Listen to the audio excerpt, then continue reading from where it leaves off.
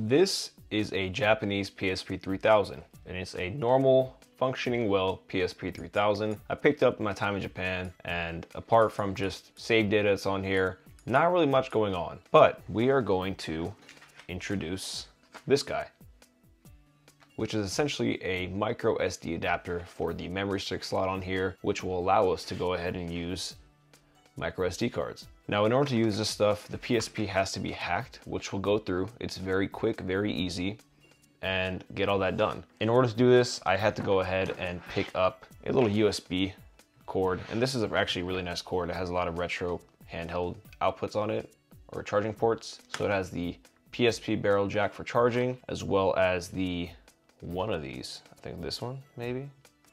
Which one is it? Let's test it out. This one. Neither of them. This one.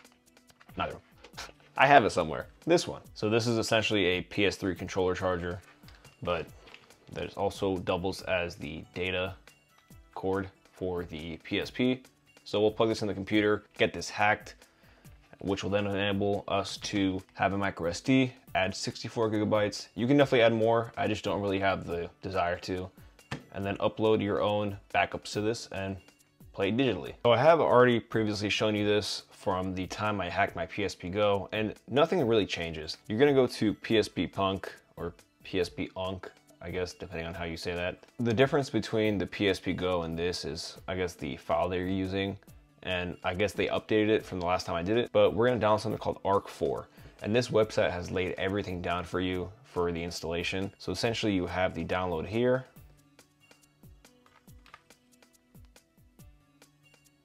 so we're essentially working with two different file systems. Untitled right here is gonna be PSP, and ARC4 is gonna be the hack. So we're gonna take the 1234 file and drop it into save data. So we'll go ahead and just click in the save data, take the 1234 folder, drop it in there, copying everything over, and then follow the directions. Next place we're gonna drop it is PSP/game.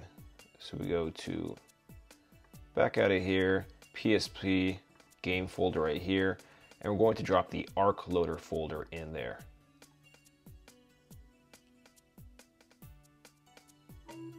And as far as the computer goes, that's all you have to do. So we'll go ahead and eject the PSP, disconnect it, and now we have the PSP right here. We will go to under game, memory stick, and then we're gonna click on ARC loader.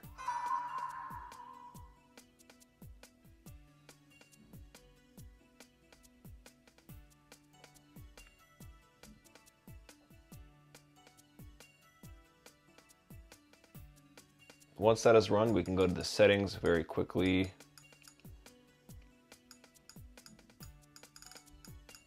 System information, and we can see the software system is ARCTAC4 live. So it is hacked now. So we have the old 2 gigabyte disk right here, or memory stick, and then we have the new one that's gonna be copied. I don't know why I pulled the driver out. We're gonna take this. So we have the replicant. You can see it's exactly the same size, same dimensions. We're gonna drop this into here and then pop it inside. Okay, cannot read, so we have to format it. So go to system settings, format memory stick,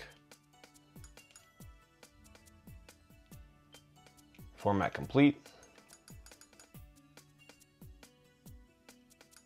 And then now, if we see here, we have 58 gigabytes. Pretty cool. Now, to take it a step further, what we just did is a soft mod. So every time you turn the PSP off, you're gonna have to go ahead and run that ARC game file again. If you wanna make it a permanent mod, all you have to do is plug it back in inside the folder that we downloaded, the ARC folder. You're gonna navigate to PSP, and then this CIPL, you're going to drop that into the PSP/game folder. So we'll go ahead, drag that over. We'll see it's inside here. And then we'll go ahead and disconnect, and we'll just do it while everything's here.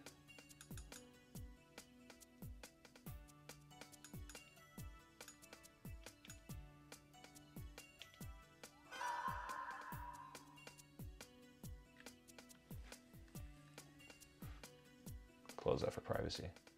Okay, so we have different options here. Press X to install. That's what I want to do. Restarting in 5 seconds. And if this works, the restart should count as a power off and power on. So if we come back and it's still hacked, then we know it's successful. And it is still reading the memory stick, so we're good to go. We can go ahead and confirm it one step further by going to System Settings, going to System Information, and we are running ARC4 CIPL, so the hard mod works. And that's it, guys.